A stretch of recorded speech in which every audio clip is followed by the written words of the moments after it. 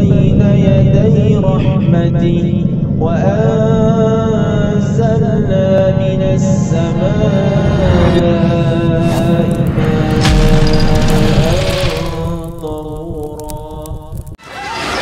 Hamdan wa syukran lillah, wassalatu wassalamu li rasulillah Muhammad ibn Abdillah wa ala alihi wa ashabihi wa man sara ala nahjihi ila yaumil qiyamah. Amma ba'd. Qala Allah ta'ala fil Qur'anil Karim, a'udzu billahi minasyaitonir rajim. Bismillahirrahmanirrahim. Ya ayyuhalladzina amanu taqullaha haqqa tuqatih wa la tamutunna illa wa antum muslimun. Wa qala Rasulullah sallallahu alaihi wasallam, ittaqillaha haitsuma kunta wa atbi'is sayyi'atal hasanata tampuha wa khaliqin nas bi khuluqin hasanin.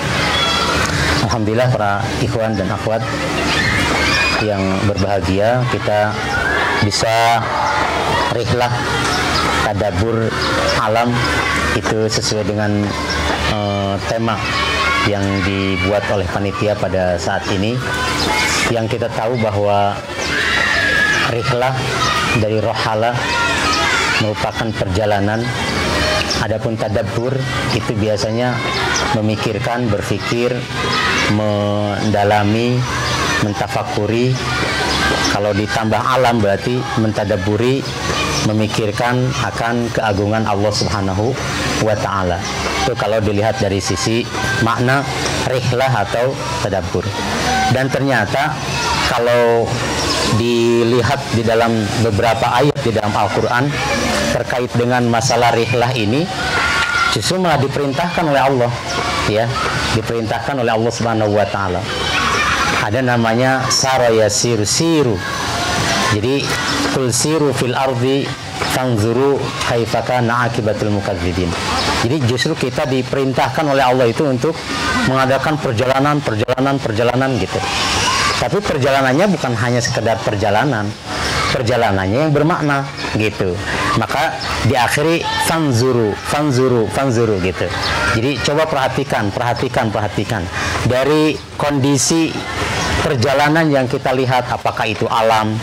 Jadi kalau menurut ahli psikologi yang saya baca, karena sebelum saya kesini saya baca dulu gitu, ada kurang lebih ada 3 yang secara kauniyah itu kebalikan dari kauliyah. Kan ada ayat itu terbagi 2, ada ayat kauniyah, ada ayat kauliyah. Kauniyah itu yang selain dari ayat-ayat Al-Quran. Kauliyah jelas Al-Quranul Karim.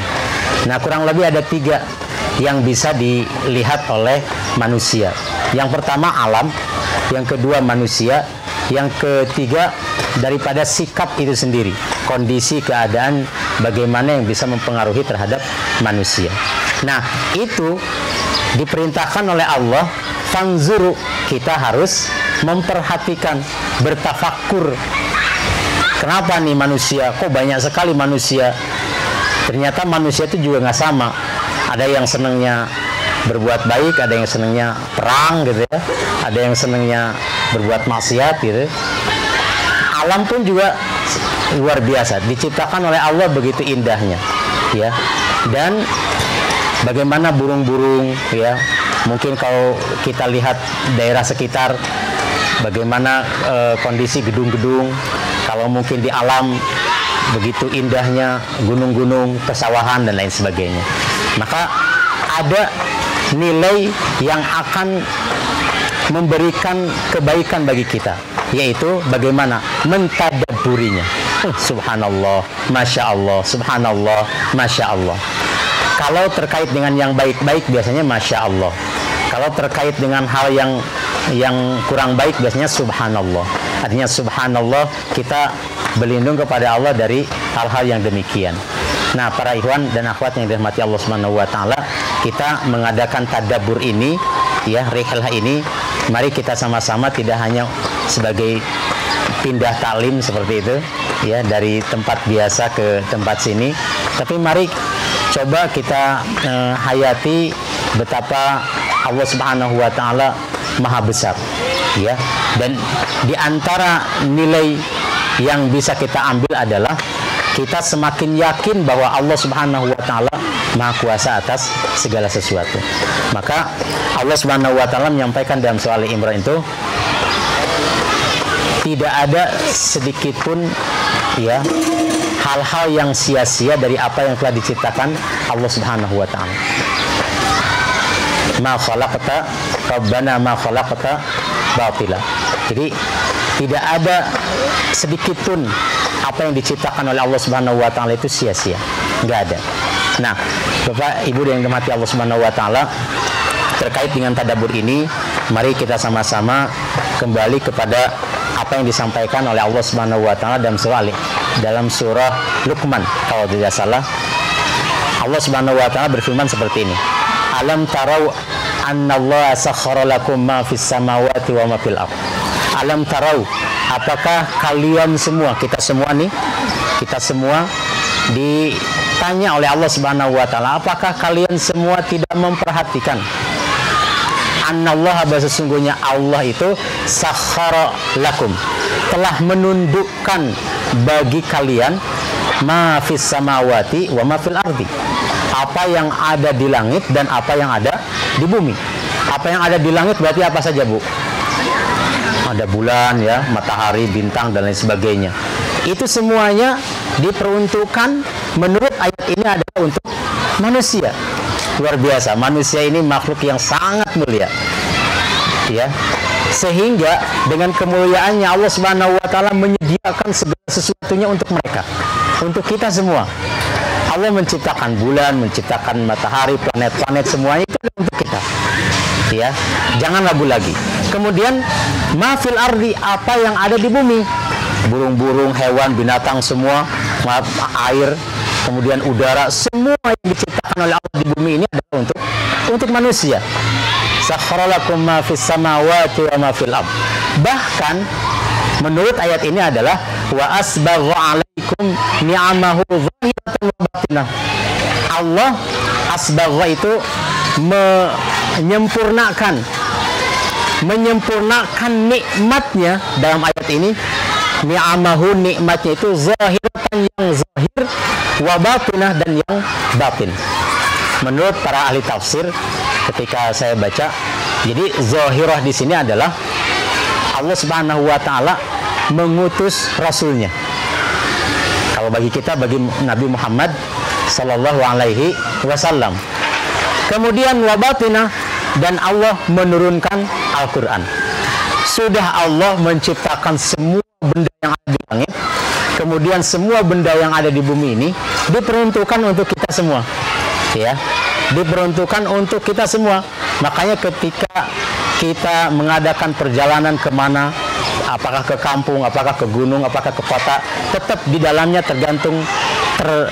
terdapat ya makna di mana kita harus ada tadabbur atau berpikir yang mendalam terhadap apa yang telah diciptakan oleh Allah Subhanahu wa taala. Nah, seperti itu ya. Maka jelas setelah Allah menciptakan apa yang ada di langit, apa yang ada di bumi, tidak cukup sampai di situ, luar biasa bagi manusia. Tapi Allah, supaya manusia ini hidupnya seimbang, hidupnya tenang, tentram, damai, loh jinawi, seperti itu. Allah Subhanahu wa taala, karena yang maha tahu bagaimana sifat karakter manusia, Allah turunkan tuh undang-undangnya, Al-Quran, tata tertibnya, aturannya, syariatnya, Al-Quran diturunkan. Kalau memang Al-Quran itu gak mampu difahami oleh manusia, Allah utus Rasulnya. Ya, sudah dilengkapi semua fasilitas yang ada bagi kita semua. Allah Subhanahu wa taala melengkapi dengan menurunkan Al-Quran dan mengutus Rasulnya. Luar biasa. Nah, Bapak Ibu yang dirahmati Allah Subhanahu wa taala, jelas dengan ini wajiblah bagi kita ya, setelah kita mengadakan perjalanan, kita tahu maha besar Allah, Allahu Akbar, Masya Allah, Subhanallah, seperti itu, maka ada satu kewajiban bagi kita, apalagi kita dalam kondisi sehat, makan nikmat gitu ya, jauh daripada penyakit, apalagi yang jarang sakit. Saya nih sekarang sering sakit, kenapa ya? Selama pandemi 3 kali, Bu, saya sakit lama lagi, 3 mingguan. Kemarin terakhir 1 bulan. Hah? Ya itu mah Kang Ilman aja lah, vaksin malah. Asal jangan bahas yang satu itu ya. Ya memang luar biasa ya. Nah ini harus kita syukuri, wajib, karena dari request dari panitia, tadabbur, syukur dan sabar. Nah ini sambungannya, setelah kita diberikan berbagai fasilitas, apalagi dengan ditambah dilengkapinya kesehatan dan masih merasakan nikmat hidup di muka bumi ini, maka Bapak Ibu yang dirahmati Allah Subhanahu wa taala, kita wajib untuk mensyukurinya. Wajib untuk mensyukurinya. Ada ulama membagi syukur itu menjadi 3. Yang pertama syukur lisan, syukur hati. Yang kedua syukur lisan, yang ketiga syukur perbuatan. Apa itu syukur perbuatan hati? Guna hati atau kewajiban hati ketika kita bersyukur. Hati ini harus punya keyakinan bahwa yang memberikan nikmat itu hanya Allah Subhanahu wa taala. Jangan sampai terbetik sedikit pun dalam benak kita, dalam pikiran kita, bahwa kenikmatan itu datang sesuai dengan jeripayah kita. Jangan. Tetapi justru kita harus yakin bahwa nikmat itu diberikan Allah Subhanahu wa taala kepada kita. Ini tugasnya hati. Tugasnya lisan apa? Mengucapkan berterima kasih, alhamdulillah. Ini diperintahkan oleh Rasulullah SAW. Di dalam sebuah hadis riwayat Ibnu Majah disebutkan bahwa afdalu dzikri la ilaha illallah. Maka harus terus mengucapkan zikir la ilaha illallah. Kemudian yang kedua, menurut beliau sallallahu alaihi wasallam adalah wa afdalud du'a alhamdulillah. Mengucapkan alhamdulillah itu adalah bentuk berterima kasih kita kepada Allah Subhanahu wa taala. Alhamdulillah, alhamdulillah ya Rabb, alhamdulillah. Seperti itu. Segala puji hanya milik Allah Subhanahu wa taala. Karena yang memiliki pujian hanya Allah, yang berhak dipuji hanya Allah, karena memang Allah yang memberikan nikmat pada kita semuanya. Kemudian tugas yang ketiga adalah anggota badan kita. Apa tugas anggota badan kita ketika bersyukur? Meningkatnya ibadah kita kepada Allah Subhanahu wa taala. Ya. Baik sifatnya vertikal pada Allah Subhanahu wa taala maupun horizontal sesama manusia. Ini tugas tubuh kita, badan kita ketika diciptakan oleh Allah Subhanahu wa taala adalah untuk beribadah. Nah, di antaranya dalam hal-hal yang baik itu banyak sekali hal rintangnya. Maka kita diwajibkan bahasanya, bahasa wajib ini biar sebuah penekanan saja dari saya, ya. Coba kita berupaya, mungkin bahasanya gitu, untuk selalu bersabar, ya, untuk selalu bersabar dalam kebaikan. Insya Allah terus lakukan kebaikan demi kebaikan, bersabar di dalamnya, karena dengan itulah insya Allah innama yuwaffas sabiruna ajrahum bighairi hisab. Pahala yang paling tidak bisa dibatasi hitungannya adalah sabar.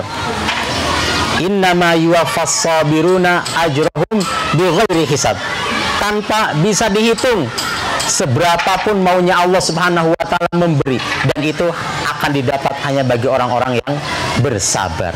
Nah, Bapak Ibu yang dirahmati Allah Subhanahu wa taala, mari kita sama-sama selalu adakan, ya bahasa saya ya, selalu sajalah adakan rihlah atau tadabbur. Selalu saja, jangan lama-lama ya, setahun berapa kali, 2 kali lah, 3 kali gitu. Tapi selalu jangan setahun enggak, 2 tahun enggak gitu. Tahun ketiga baru gitu. Kalau bisa ya syukur-syukur 2 bulan sekali. Memang penting, memang ini diperintahkan. Bahkan Rasulullah SAW justru memerintahkan la tusyaddur rihal illa ila thalathati masajid. Rihlah itu diperintahkan, bahkan yang diperintahkan dan harus benar-benar difikirkan, kalau perlu seperti Salahuddin Al-Ayyubi, nggak bisa tidur katanya, nggak bisa tidur kalau Masjidil Aqsa itu sebelum direnggut dari tangan-tangan salibis. Pada saat itu Rasulullah SAW menyebutkan la tusyaddur rihal illa ila thalathati masajid. Ya, tidak ditekankan untuk mengadakan perjalanan kecuali untuk ketiga masjid. Nah, apalagi ketiga masjid ini nih. Mungkin sekarang kita ke Waterjoy gitu ya. Besok mungkin ke mana, ke Puncak. Besok lagi ke Bandung, terus ke Semarang. Insya Allah sebentar lagi ke Jogja. Ke Jogja sebentar lagi. Yang mau ikut tapi Jogja, nanti Semarang, nanti kepikiran kemana itu nanti? Ke Masjidil Haram. Itu Bu Hajah Syarifah, Masya Allah, Alhamdulillah. Sudah ke Masjidil Haram, sudah ke Masjidil Nabawi, ke Masjid Nabawi. Sudah menikah lagi. Oh, sudah menikah lagi mah jangan itu mah. Jangan itu mah. Sudah ke Masjidil Haram, sudah ke Masjid Nabawi. Tinggal satu ke Masjidil Aqsa. Gitu. Masjidil Aqsa, dan ini yang diharapkan betul oleh Allah Imamul Muslimin Muhyiddin Hamidi. Ya, dari tahun berapa itu? 2006 ya. 2006 Ghazwah Fatih Aqsa, Masya Allah. Dan itu enggak salah. Dan dulu awalnya kan gitu, sama jalan malam, sampai banyak yang menentang. Ngapain jalan malam-malam membebaskan Masjidil Aqsa? Nggak ada apa namanya, nggak ada fungsinya atau nggak ada hasilnya atau gimana tuh. Tapi itu buktinya sekarang, tadi pagi kita sudah menyaksikan semua, ya, berangkat ke Gaza. Sebentar lagi katanya cuma 60 km lagi sampai ke Masjidil Aqsa, Masya Allah. Dan sekarang sudah banyak di sana. Nah, artinya Bapak Ibu yang dirahmati Allah Subhanahu wa taala, bahwa segala sesuatu itu ma khalaqta hadza batila. Enggak ada yang sia-sia. Apa yang kita lakukan juga enggak ada yang sia-sia. Kita rihlah ke sini, insya Allah enggak sia-sia. Yakin. Terus diadakan sampai dalam hati punya keinginan, saya ya Allah minta disampaikan ke Masjidil Haram. Ya Allah, saya disampaikan ke Masjidil Aqsa. Ya Allah, sampaikan ke Masjid Nabawi. Mudah-mudahan kita semua nanti dikumpulkan di Masjidil Haram, amin. Amin. Di Masjid Nabawi, amin. Dan ujungnya dalam perjuangan terakhir ada di Masjidil Aqsa, amin ya Allah ya Rabbal Alamin. Hadanallahu wa iyyakum ajmain. Mohon maaf yang sebesar-besarnya. Assalamualaikum warahmatullahi wabarakatuh. بين يدي رحمتي